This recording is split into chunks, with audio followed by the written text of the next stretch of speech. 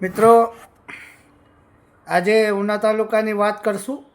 ઉના તાલુકાની વાત એટલા માટે કરશું કે કાલે પુંજાભાઈ વંશ જે ઉપવાસ ઉપર ઉતરી અને એક દિવસનું ધરણા પ્રદર્શન કર્યું હતું બાબા સાહેબ સ્ટેચ્યુની બાજુમાં. તો આજે એની વિગતો બધી દરેક છાપાઓની અંદર છપાઈને આવી છે અને આવેદનપત્રો પણ આપેલા છે. જે દારૂના લોકેશન જે પુંજાભાઈએ કીધા છે એકદમ બરાબર છે.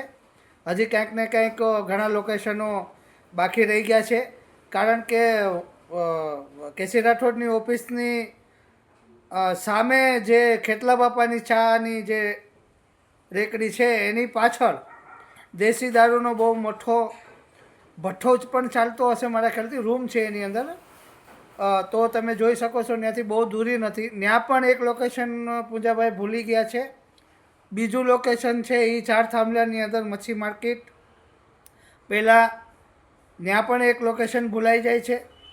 ત્રીજું, ભીમપાડાની અંદર સાંજના 4-5 વાગ્યા પછી નાના નાના છોકરાઓને બ્લેક કલરની કવર, પ્લાસ્ટિકના કવરની અંદર છોકરાઓને, નાના છોકરાઓને ઘરે ઘરે સપ્લાય કરવા માટે મોકલે છે બાળકોને.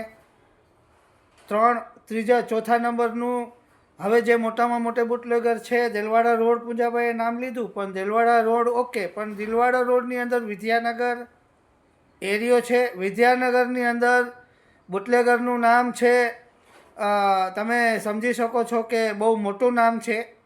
અને એ ભાઈ વારંવાર મીડિયાની અંદર, ફંક્શનોની અંદર એ કાળુભાઈ રાઠોડની સાથે પણ હોય છે. એનું નામ છે પકો. તો આ પકો હજી સુધી ક્યાંય પણ માર્કેટમાં આવ્યો નથી, કારણ કે પકો કેસીનો વિરોધ નથી કરતો. જે ભાઈ કેસીનો વિરોધ કરે બુટલેગરીમાં, એ ભાઈ જેલમાં જઈ શકે છે. આ ભાઈએ કંઈ વિરોધ કર્યો નથી અને ધંધો ધમધોકાર ચાલે છે. તો જ્યાં કેસીભાઈ હોય ત્યાં પકાભાઈ પણ હોય છે. આ મેં પણ વિડીયોમાં જોયું છે અને ઘણી આ લોકોની ચર્ચા પણ કરી છે. તો લોકેશન એ થઈ ગયું. પછી દેલવાડાની અંદર તમને કહી દઉં કે દેલવાડાની અંદર ધોમધકોર ચાલે છે અને કોઈ રોકી નથી શકવાનું. દેલવાડાની અંદર તો કોઈ રોકી નથી શક્યું. નાળિયા માંડવીની અંદર મુસ્લિમ સમાજના છોકરાઓ ધંધો કરે છે, બેફોર્મ કરે છે. જેટલો પણ દારૂ નાકેથી કાઢવાવાળા છોકરા છે એ બધા નાળિયા માંડવીના અને વડલાની ત્યાં રહે છે. રહીમનગરની અંદર મુસ્લિમ છોકરા છે. તો જેટલા પણ ભાજપની સાથે જોડાયેલા હોય એ બધા લોકોને મારો એક સંદેશ છે, જે પૂંજાભાઈએ કામ કર્યું એ પૂંજાભાઈએ પોતાની ફરજ બજાવી છે, પણ ઉના તાલુકાના લોકોએ પણ આ ફરજ બજાવવી જરૂરી છે. એક માણસથી કાંઈ ન થઈ શકે. અને હજી સુધી પણ છાપામાં આવ્યું છે, દરેક ગુજરાતની ચેનલોની અંદર ચાલ્યું છે, મીડિયાની અંદર તો રોજ ચાલે છે, પણ ક્યાંય પણ ભાજપના પેટમાં પાણી હલતું નથી. અને પોલીસની તો જરાય, પોલીસની નજરે તો કાંઈ નથી દેખાતું. પોલીસે તો આંખે પાટા બાંધી લીધા છે.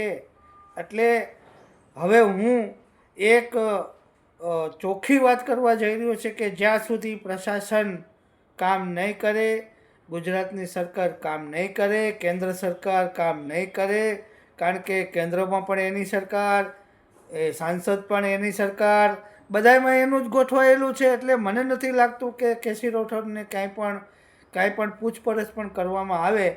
તો આ જે લોકેશન મેં કીધા છે, હજી પણ એટલા લોકેશનો દારૂની અંદર ક્યાંક ને ક્યાંક છૂટી રહ્યા છે.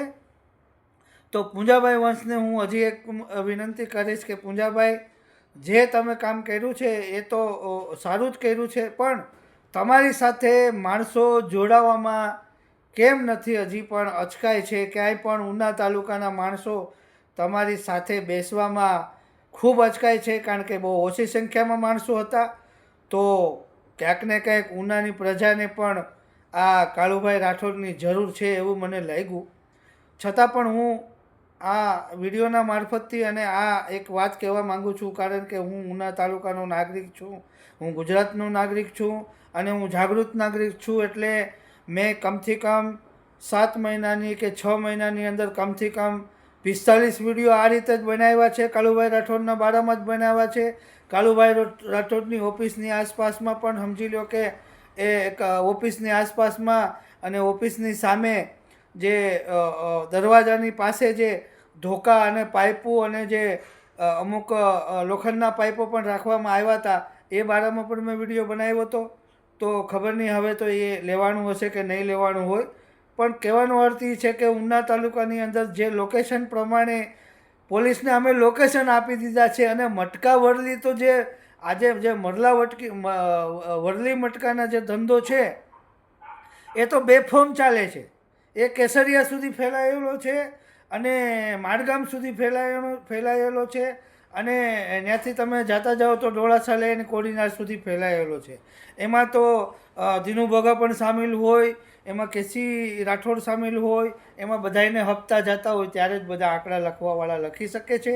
બાકી રોજની કમાણી આંકડાની અંદર કમથી કમ નહીં તો ઓછામાં ઓછું કંઈથી નહીં તો ઉના તાલુકાનું કલેક્શન 5 થી 7 લાખ રૂપિયાનું કલેક્શન થાય છે આંકડા લખવાવાળું. તો લોકો આંકડા જ્યારે લખાવે છે ને પૈસા જમા કરાવે છે ત્યારે જ આંકડા લખવાવાળો માણસ લખે છે. તો ક્યાંક ને ક્યાંક હું તો પૂંજાભાઈને એ કહીશ કે આ ધરણા પ્રદર્શનથી કોઈ વસ્તુ થવાની નથી. આવા ધરણા તો આપણે કમથી કમ આઝાદ થયા ત્યારથી કરતા આવીએ છીએ. પણ કહેવાનો અર્થ મારો એ હતો કે ઉના તાલુકાની પ્રજાને થોડુંક જાગૃત થવું જોઈએ કે અમારી પ્રજા કઈ દિશામાં જઈ રહી છે. અને ઉના તાલુકાના વેપારી સમાજને પણ કહું છું કે કોક તો પૂંજાભાઈને સપોર્ટ કરો. બધાય લોકો તમે કઈ બાજુ જઈ રહ્યા છો અને તમે શું કરી રહ્યા છો કોઈને ખબર નથી પડતી. ડુપ્લિકેટના ધંધા કરીને તમે શું તમારો ગુજરાન કરો છો. મને ક્યાંક ને ક્યાંક એવું લાગ્યું છે એટલી બધી વસ્તુ બને છે છતાં પણ કોઈ ઉના તાલુકાનો વ્યક્તિ કે કોઈ વેપાર ધંધા કરવાવાળો કે કોઈ પણ ખેતીવાડીને જોડાયેલો માણસ ક્યાંય પૂંજાભાઈની સાથે ઊભો નથી. ખાલી 15 થી 20 જણા કે 10 જણા લોકો જ ખાલી ભેગા થાય છે.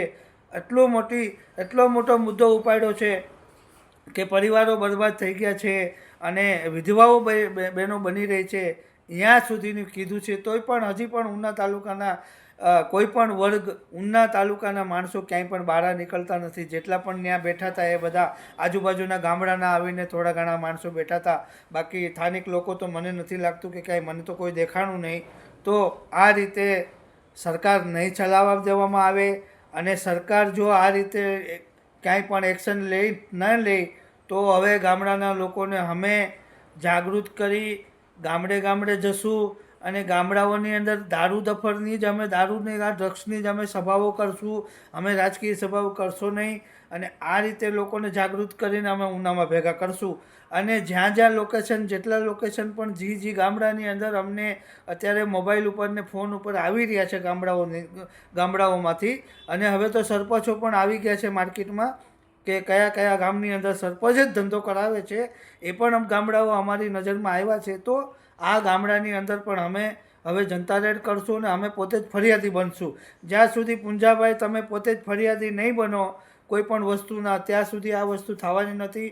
અને ખાસ તો મારે કોંગ્રેસ સરકારને એ કહેવાનું છે કે ભારતની મોટામાં મોટી જે પાર્ટી હોય તો એ કોંગ્રેસ જ હોય. અને આમ આદમી પાર્ટીવાળા ક્યાંક ને ક્યાંક પેટમાં પાણી નથી હલતું તો એનો તમારે મતલબ સમજવો પડશે કે એટલું બધું ડ્રગ્સનું ને ગાંજાનું ને ચરસનું ને મોટું અભિયાન કોંગ્રેસ ચલાવી રહી છે. ઈવીએમ મશીનનું પણ વિષયમાં સમજી લો કે દિલ્હીની અંદર એટલી મોટી કહેવાય મશીન બેલેટ પેપરથી એ ચૂંટણી થવી જોઈએ. આ વોટ ચોરી કરીને જીતી લે છે. તો 22ની ચૂંટણીમાં કેસી રાઠોડ પણ ક્યાંક ને ક્યાંક એવી રીતના જ જીતા હોય. કારણ કે આમાં મતદાન કરવાવાળું કોણ હતું ને કોણ નથી એ તો બતાવતા નથી. તો આપણે હવે જે આજનો વિડીયો બનાવવાનો મારો અર્થ એ હતો કે જે પૂંજાભાઈએ ગઈકાલે જે ઉપવાસ ઉપર ઉતરીને ધરણા પ્રદર્શનનું જે સભા કરી હતી અને બેઠા હતા અને ટીવી ચેનલો વાળાએ પણ સારી રીતે ચલાવ્યું છે. પણ એમાં એક વાત હું કહીશ છેલ્લે કે જે દીવ મિરરવાળા ભાઈએ જે લખી અને કલરફુલમાં લખીને જે વાત લખી છે કે આ ભાઈ તો નવરા છે આમને કંઈ કામ નથી. એટલે પૂંજાભાઈને જ કહે છે કે આ કેસી રાઠોડની પાછળ પડી ગયા છે અને પૂંજાભાઈને કંઈ કામ નથી. તો સોશિયલ મીડિયા ના જે લોકો જે દીવ મિરરવાળાને હું કહું છું કે તમે થોડુંક આંકડા લખવામાં પણ તમે થોડોક સુધારો કરો, કારણ કે આમાં તમે જો સુધારો નહીં કરો તો આગળના દિવસોમાં તમને પણ ક્યાંક ને ક્યાંક તકલીફ પડી શકે છે. સરકાર એકને એક રહેવાની નથી. સરકાર આવતી હોય જાતી હોય તો મીડિયા મિત્રોએ ક્યાંક ને ક્યાંક સારું લખવું જોઈએ ક્યારેક પણ, અને સારું લખવાથી જ તમારું નામ આગળ થશે. ખરાબ લખવાથી નામ આગળ નહીં થાય. ક્યારેય પણ ભાજપની સરકાર જઈ શકે છે, અને 19 તારીખે મોદી સાહેબ તો જઈ જ રહ્યા છે. તો આ મીડિયા મિત્રોને પણ હું એવી થોડીક મારા પ્રત્યે સલાહ આપું છું કે આવા અક્ષરોમાં લખવું પણ ક્યાંક ને ક્યાંક તમને ભારી પડી શકે છે. એ પણ એક સંદેશ તમને આપું છું. અને જે મેં લોકેશન વિડીયોની અંદર કીધા છે, અને જે વિદ્યાનગરની મેં વાત કરી છે, બુટલેગર પકો, આ પકો બુટલેગરનો ખુલાસો કેમ કોઈ કરતા નથી? ધારાસભ્ય પૂંજાભાઈ પણ પકાનું કંઈ બોલતા નથી. તો હવે પકાના બારામાં કોણ બોલશે? હું તો બોલું જ છું, અને હું વારંવાર બોલીશ, કારણ કે મારા ઉના તાલુકાની અંદર આવી રીતે ચાલતું હોય તો હું જાગૃત નાગરિક તરીકે બોલી શકું છું. મને બોલવાનો હક છે. તો બુટલેગર પકો કેસી રાઠોડની સાથે દરેક જગ્યામાં પોતાનો બોડીગાર્ડની તરીકે ફરી શકે છે.